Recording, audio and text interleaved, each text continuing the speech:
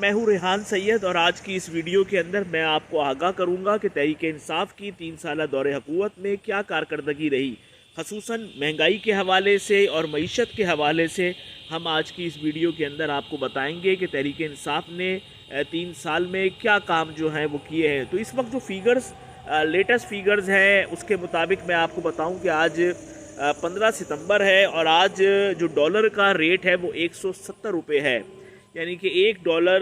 170 पाकिस्तानी रुपए के अंदर आपको मिलेगा। इसके साथ साथ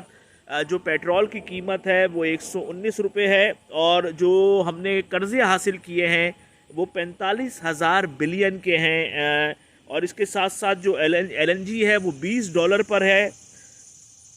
जबकि अगर हम बिजली की बात करें तो बिजली का एक यूनिट 22 रुपये है और आटा 61 रुपये किलो है और जो चीनी है वो 106 रुपये किलो है।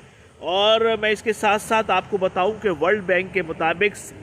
जो साउथ एशिया है उसमें सबसे ज़्यादा गैर मेयारी करेंसी जो है वो पाकिस्तान की है, जिसको हम कहेंगे वर्स्ट परफॉर्मिंग करेंसी इसको नाम दिया हुआ है कि वर्स्ट परफॉर्मिंग, यानी कि सबसे ख़राब कारकर्दगी की हामिल करेंसी इस वक्त जो है वो पाकिस्तान की है। रुपये की कदर है उसके इन्हिसार पर ही हमारी बहुत सारी चीज़ें हैं, क्योंकि बहुत ज़्यादा हमारी चीज़ें बाहर से इंपोर्ट होती हैं, तो इसलिए डॉलर की कीमत जो है वो बहुत ज़्यादा अहम है। अगर हम गौर करें तो 2008 से 2013 के दरमियान जो पीपल्स पार्टी का दौर था, इस दौरान जो रुपए की कदर थी वो 20% गिरी थी और जो नवाज़ शरीफ का दौर था उसमें 26% गिरी थी। लेकिन जो तहरीक इंसाफ की हुकूमत आई है, मौजूदा हुकूमत, इस दौरान जो रुपए की कदर है वो 40% जो है वो गिर गई है। 3 साल हो गए हैं तहरीक इंसाफ की हुकूमत को और इन 3 सालों की हुकूमत के दौरान जो महंगाई है वो आसमान पर बातें कर रही है और इसके अंदर अभी मुस्तकबिल करीब में कोई ऐसी उम्मीद नहीं है कि महंगाई में जो है वो कमी वाक़ई हो सके। अगर हम बात करें हुकूमती अहदेदारों की तो वो तो सिर्फ हर वक्त हुकूमत की परफॉर्मेंस बताते रहते हैं और ऐसे सोशल मीडिया पे लोग हैं जो कि आपको बस अच्छी चीज़ें, अच्छी बातें ही बताते रहेंगे, लेकिन हकीकत ये है कि 170 पर डॉलर है, 119 पर पेट्रोल है,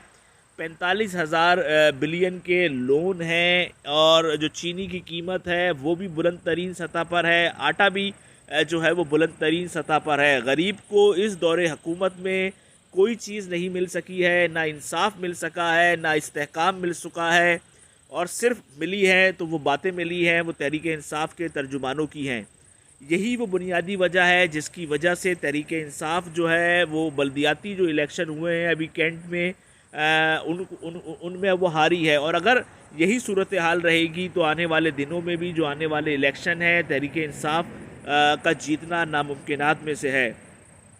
हम गौर करें तो पाकिस्तान के हर दौरे हुकूमत के अंदर महंगाई हुई है, लेकिन जो महंगाई तहरीक इंसाफ के इस दौरे हुकूमत के अंदर हुई है वो महंगाई तो पाकिस्तान की तारीख़ में कभी नहीं हुई। लेकिन इसके बावजूद जो है वह हुकूमत ये कहती है कि वो बहुत बड़ा काम कर रही है। खान साहब से बात करें तो वही पुरानी बातें, corruption corruption corruption, NRO NRO NRO, और इसके अलावा कोई दूसरी बात नहीं है कि आटा क्यों महंगा हो रहा है, बिजली क्यों महंगी हो रही है, क्या मसले हैं, क्या मसाइल हैं। अपोजिशन से इस मामले पर बात करनी चाहिए,